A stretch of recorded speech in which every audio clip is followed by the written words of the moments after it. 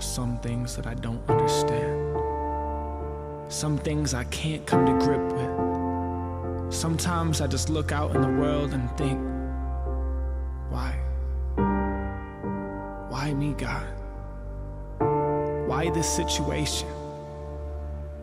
Why them, Lord? Why this tribulation? Why? I've been down on my luck for a while. I mean, I don't even have an ace in the deck. Just empty hands with no patience that's left. I'm lost in the desert, no oasis. I guess I'm hung out to dry. Lips chapped, feet hurt in this weather. I thirst and I march on, hoping to find an answer. Just an inkling of faith in this world full of cancer would be a refreshing drip of water on the tip of my tongue. The fresh, cool breeze of Jehovah's lungs is exactly what I need. But that feels so far away. I mean, God, are you really with me? Do you really care? When I cry in distress, are you really there? Your word says yes, but sometimes I doubt it. But clearly my own path needs rerouting, because every time I walk my own way, I get lost. And even though I'm lost in the desert, I now realize He created it. He knows where the water is. He made the sun. His creation is marvelous, and He is in control even when I fail. He is faithful even when I fall. He is what I need even when I doubt. He is fresh water in the midst of the drought. He is God and He is King. He is Lord and gives life to all things. He gives and takes away, and sometimes I just need to trust that He knows exactly what He is doing. When I am asleep, He is moving. When I fall, He is choosing to pick me back up with outstretched arms. Nothing that anyone does can separate me from His love, because He is faithful. He is true. He is good. He is God. And in the desert, I know He reigns.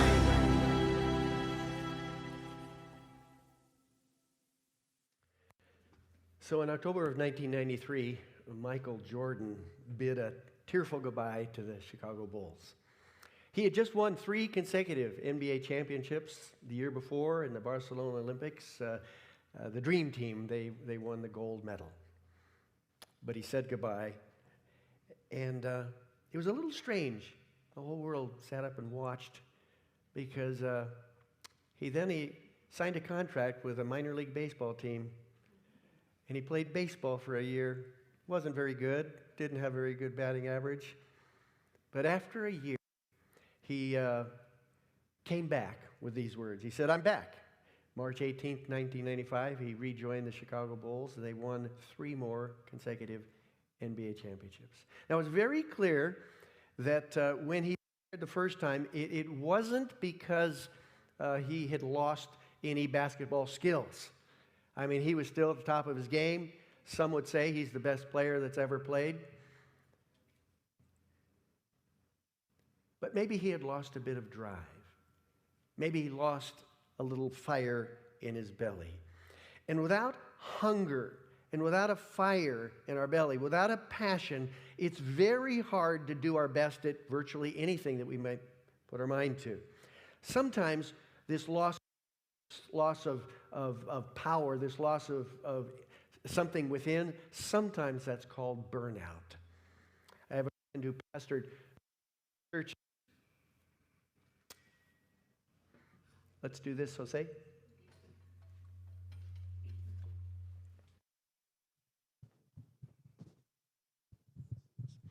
I have a friend that pastored 2 churches at the same time.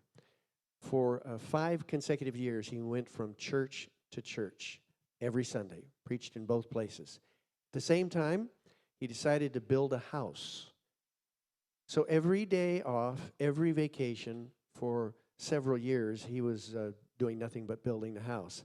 After about 5 years, the wheels of his life came off because he absolutely had no more gas. He was completely empty. He was burned out. And if we're not careful, any one of us in this room can get to that place of burnout. Burnout is more and more common all the way around us. And I think in part it's because we live in a work-obsessed environment. Most of us work in a context where we just work and work and work. And I think one of the ways this is illustrated in a pretty profound way is the average number of vacation days in different countries around the world. For example, did you know that the Japanese, on average, get 25 days of paid vacation a year?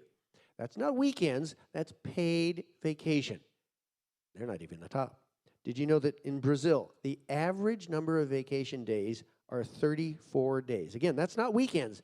That's 34 days of paid vacation. And they're not even the leaders. The leader of the pack is Italy. They get 42 days of paid vacation every year. Maybe that's why they're so happy. Maybe we should all relocate to Italy. I mean, it sounds like a great place to live.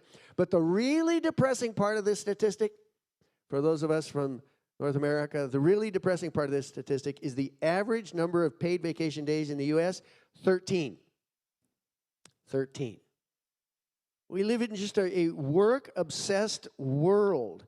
At least in the United States, they have less vacation days than any industrialized nation in the world.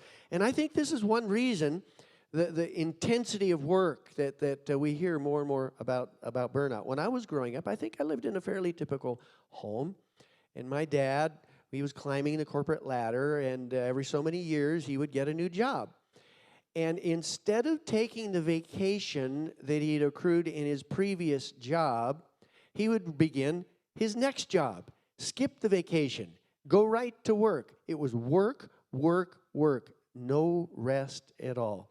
Eventually, if we do this, any one of us, it can lead to burnout. It happens to people in churches. It happens to stay-at-home moms. It happens to people that are in the workplace. It happens to students. It can happen to any of us. For many years, Wayne Cordero was the pastor of one of the most influential churches in the world, New Hope Church in Honolulu. He writes about his burnout experience in his book called Leading on Empty. This is how he describes his burnout. Finally, it came to a head when I was out on a run.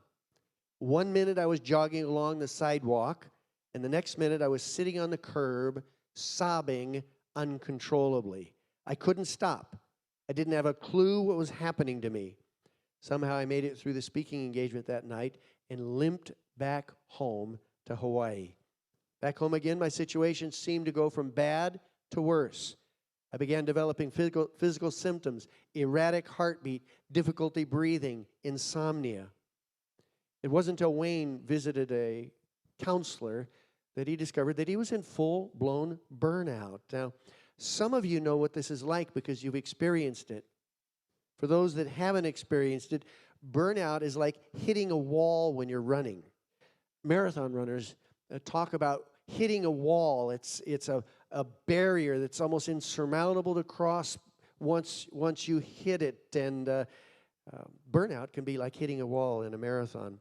And it's precisely where we find our biblical character today, Elijah, in his journey. Now, Elijah, he ministered during a very dark time in Israel's history in the northern kingdom.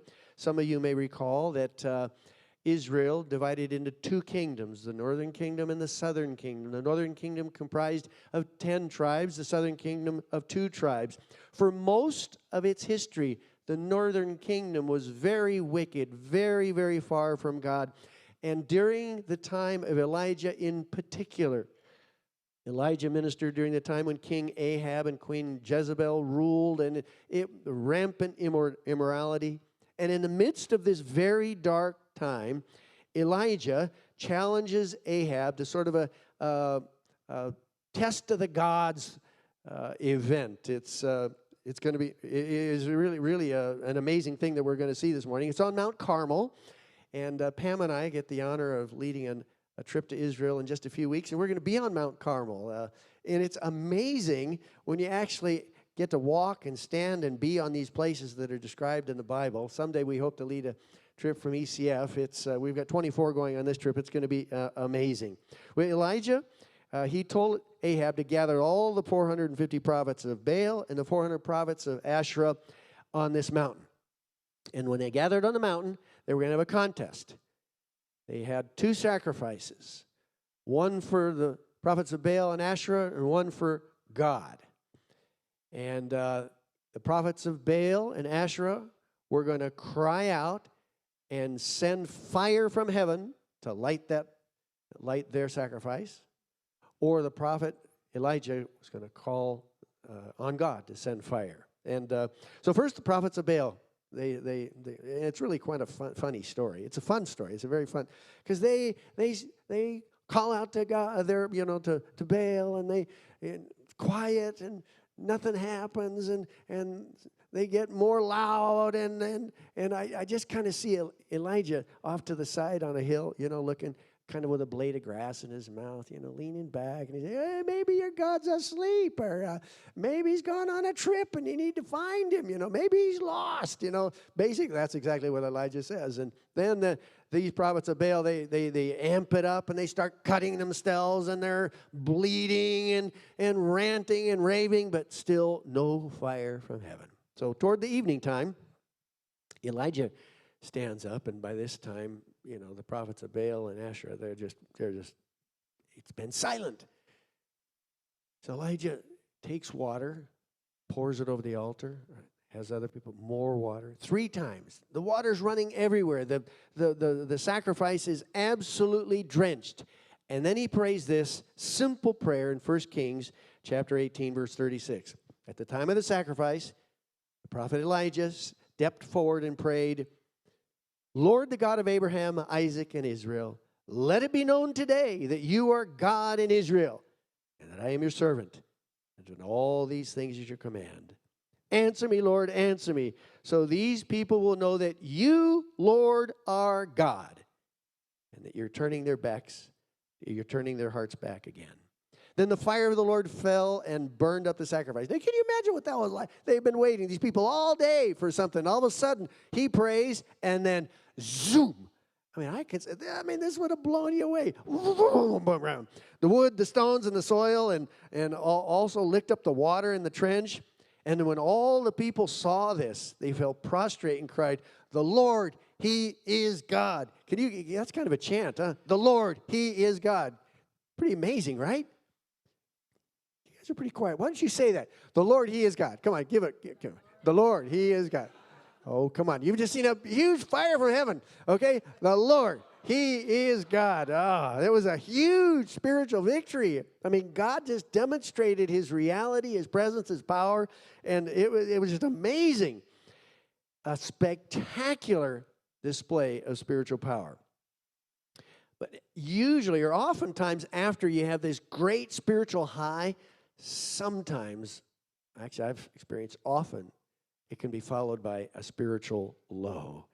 And that's where we pick up, and you might want to follow along in your sermon notes today, 1 Kings 19. Now Ahab told Jezebel everything Elijah had done.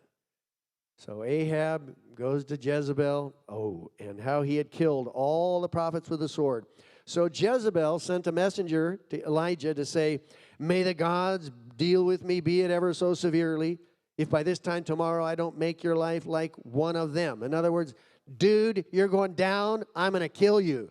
Just like those other prophets of Baal, you're going down. Verse 3, Elijah was afraid, ran for his life.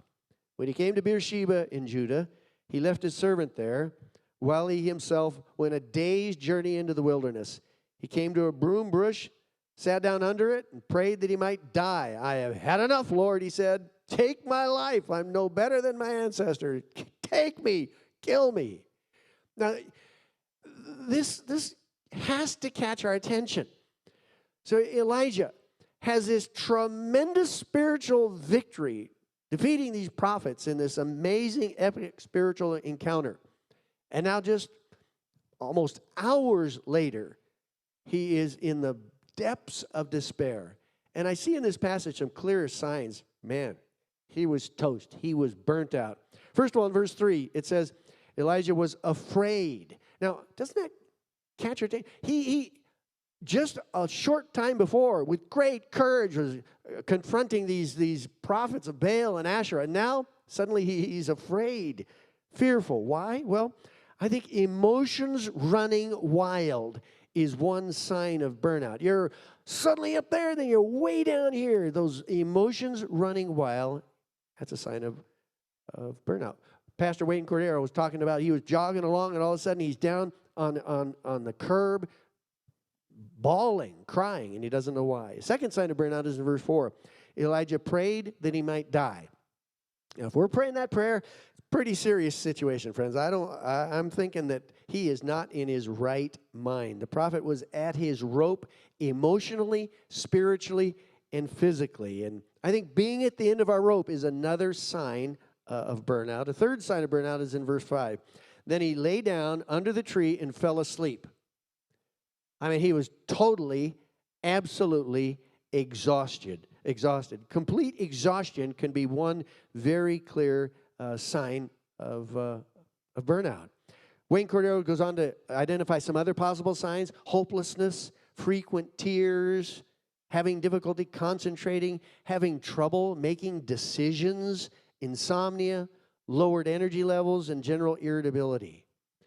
So this is the fourth message in our series, Overcoming Faith. We're looking at Old Testament characters that went through very difficult things, and in those difficult things, their faith in the living God carried them through, allowed them to have some level of victory. Each person we've looked at has faced some serious challenges. Joseph overcame domestic abuse and injustice. Joshua overcoming fear. Last week, Naomi overcoming great loss. In each of these cases, their faith in the living God gave them the resilience and the possibility of going forward. And the challenge today we're facing is burnout. Burnout is an issue that some of us have experienced. Some of us may experience, or some of us may right now be in the middle of it. Some of us right now, you've stopped caring about things that you used to have passion about. You've stopped feeling at the level that you used to feel because you're just sort of numb. You're just kind of going through the motions. The question that I want us to ask today is, what can we learn from Elijah to help us recover, bounce back, get back on an even keel? And the first thing we see, it's very simple but very important. It's rest. Rest. The first thing God does with Elijah is that he helps him to sleep. Verse 5 of the text. Then he lay down under the bush and fell asleep. Sleep can be a very spiritual thing, friends. Sleep can be, God designed us to sleep. All at once, an angel touched him and said, "Get up and eat." He looked around, and there by his head was some baked bread over hot coals, a jar of water. He ate and drank, and then he laid down again, and he slept some more. The angel of the Lord came back a second time and touched him and said, "Get up and eat, for the journey is too much for you." So he got up and ate and drank. Strengthened by that food, he traveled 40 days and 40 nights until he reached Horeb, the mountain of God. There he went into a cave and spent the night. So one of the first things we see in the passage is that God helped Elijah to sleep. When the prophet woke up, he ate, he slept some more. Sleep can be very, very restorative, especially if we're on the edge and we're in a place of burnout. We all need rest. But for some of us, and I'll put myself at the head of this line, some of us, it's very difficult to slow down. But God designed our lives to have a rhythm to them. And part of the rhythm of life is a rhythm and a pacing of rest. Several years ago, I was able to go to a concert in Carnegie Hall in New York City. An amazing experience, beautiful facility, and beautiful acoustics. Now, I don't know very much about music, but I was able, even I, to observe that in the orchestra, not all of the instruments played all the time. There were crescendos of loud music, and there were other moments that were very soft, almost like a whisper, and some of the instruments didn't play. Well, that kind of rhythm of life is what God has designed for us, that we're not all full tilt all the time every day. Solomon was the wisest person who ever lived. He had this to say, there is a time for everything, a season for every activity under heaven. There are seasons in life, and those seasons include appropriate rest. Now, I am ashamed to say that I used to think for many years that rest was for wimps. The 10 years we lived and served in Chile, I didn't take a regular day of rest. Now, I didn't work all day, every day, but I worked some every single day. At one point, we had a group of college interns visit. This is insanity when I look back on it. 31 straight nights I was out in church services. 31 straight nights. I had a screw loose. I know that. I was working harder than God. I mean, He rests, right? I don't know how I got it into my mind that I had, somehow this was pleasing to God. I had completely overlooked, never been taught, never experienced the importance of Sabbath rest. The idea of taking a day off actually wasn't brought to my attention in full force until I was 38 years old, and I took a new ministry in Wisconsin. And when I was just being introduced around, somebody in the team said, well, Steve, what day are you going to take as a day off? And I thought to myself, I didn't say this, but I thought to myself, I haven't even started work here, and they're already telling me I need to take a day off.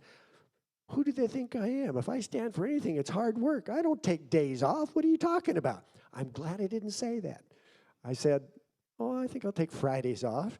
And I'm so glad I did that instead of just keeping on that I was doing. Now, one type of rest that honors God is a regular weekly Sabbath. Do you remember what the Scripture says? Remember the Sabbath day by keeping it holy. 6 days you shall labor. 6 days you shall labor and do all your work. But on the seventh day is a Sabbath to the Lord your God. God gave us Sabbath in order to give us a framework for a fruitful life. The Ten Commandments give a framework for a fruitful life, friends, and a key to that framework is learning that we would have rhythms of work and rhythms of rest. Now, the New Testament leaders, they took the Sabbath day and took the principle and put it on Sunday in honor of the resurrection. But I think it's real helpful to consider in a Sabbath rest, a Sabbath day, there's 3 dimensions to it. First is physical rest. Physical rest. You cannot do all of the things that you do on a normal day and expect to get any rest. Sometimes I see people, they have these huge lists. That's my day. I've got to get all these things done. That's not a Sabbath rest. I try to scale back on my Sabbath is Friday. I try to scale back. I don't do that many chores. I don't do that many things. I scale back so I have some physical rest, a time to breathe. Another part of a Sabbath is spiritual renewal. So on my Sabbath, one of the things I try to do is spend extra time in prayer, extra time reflecting, extra time just sitting with the Lord. So there's spiritual renewal as part of it. Now, since I'm a pastor, I've never been able to do a Sabbath rest on Sunday. Sometimes they say preachers only work 1 day a week. Sunday is not a rest day for me, friends. I pour myself out. So if I'm expecting to get a Sabbath rest on Sunday, it's not going to happen. That's why for me, it's Friday. Many people, though, would do their Sabbath on Sunday. And regular weekly worship with the living God is a big part of it. Third part of Sabbath is emotional replenishment. You need to discover what fills your soul emotionally. For my wife, she loves to garden. That refuels her emotionally. She loves to be out playing with the plants and stuff. Some people, it's gathering with family and friends. For me, what emotionally fills me most is simply being quiet with my wife, Pam. And we talk and we engage. So you need to discover what it is that emotionally fills you up. I think all three dimensions, the physical rest, the spiritual renewal, and the emotional replenishment, are all part of a weekly Sabbath. So a weekly Sabbath can help you to prevent burnout, but if we're already over the edge, it might be necessary to completely unplug. Wayne Cordero, who I mentioned earlier, he found himself in this place of burnout. So he checked himself into a monastery and for an entire week just sat quietly with God. Now you might say, well, that's pretty extreme. Well, if you're in a place of total burnout, you can't keep doing what you've been doing and expect to get any sense of change and renewal. So find out how to unplug to be able to do that. Point is that we won't recover from a burnout if we keep doing what we're always been doing. And if we're not at a place of restored rest, friends, you're not going to be good for anything. God wants us, I mentioned earlier in the offering that Jesus offers of a life of abundance, a life that's more and better. That's not at burnout. It's a level of pacing. We're productive, but we're not overproductive. We're not feeling driven. We're in a rhythm where we're living in the sweet spot that God has created for us. So the first thing that God does for Elijah is give him rest. Second thing is he renewed his vision. In chapter 19, God reveals himself to Elijah in some pretty powerful ways. First, there's a great powerful wind that passes, and he's not in that. And then there was a earthquake and fire, and God wasn't speaking in that. Finally, it was in that still small voice. And in that still small voice, God speaks to Elijah, gives him a fresh vision about what he's to do, and he also reminds Elijah that he wasn't the last one. Elijah thought he was the last one. No, there were actually 7,000 others in the northern kingdom that still worshiped the living God. So if you're in a season where you're just totally burnt out, then part of the recovery is to get a fresh, new vision for your life. God may point you in a completely different direction, or he might adjust how you're operating. A few years ago, I had our church leaders read a real powerful book by Henry Nouwen called The Way of the Heart. The Way of the Heart explores some of the learnings from the fathers, the desert fathers that lived in Egypt in the desert for years and years. They drew close to God. Some of them would not speak a word audibly. They wouldn't speak for years at a time because they dedicated themselves to try to connect with God in some deeply, deeply powerful ways. Well, in The Way of the Heart, Nouwen shows how solitude, silence, and prayer can be a key aspect of gaining a new vision for your life. Solitude, silence, and prayer. Solitude is just what it means, getting apart. Silence, shutting down the noise, shutting down your phone, shutting down your social media, shutting down anything that's distracting. Solitude, silence, and prayer. God, speak to me in a fresh way. Give me a fresh vision for my life. So what can you do if right now you're in the middle of burnout? Well, you can admit it. You can acknowledge it. You can talk to someone you trust about it. You can rest. We've been talking about that. Pull aside. Take a nap. Rest. You can renew your purpose. Discover, God, give me a fresh vision. I can't keep going on and on. And then you can recalibrate and make the kinds of changes that you need to make so you don't go down that road again. So I'd like to wrap up with a beautiful text that Jesus shares to us. And I want you to be able to internalize this text in the context of whether you're in burnout or whether you're just tired right now. This is a promise from Jesus. Come to me, all you are weary and burdened, and I will give you rest. Take my yoke upon you and learn from me, for I am gentle and humble in heart. For my yoke is easy and my burden is light. His yoke is easy and his burden is light. His yoke is easy, his burden is light. This is a beautiful text. Would you say it with me out loud? Come to me, all you who are weary and burdened, and I will give you rest. Take my yoke upon you and learn from me, for I am gentle and humble in heart, and you will find rest for your souls. For my yoke is easy and my burden is light. The times in my life when I have felt weighed down and burdened, when I'm in my right mind, I realize, well, Jesus, you say your yoke is easy and your burden is light. If what I'm doing is beating my soul, crushing me, then I guess I'm not doing it your way. His burden, his yoke is easy, his burden is light.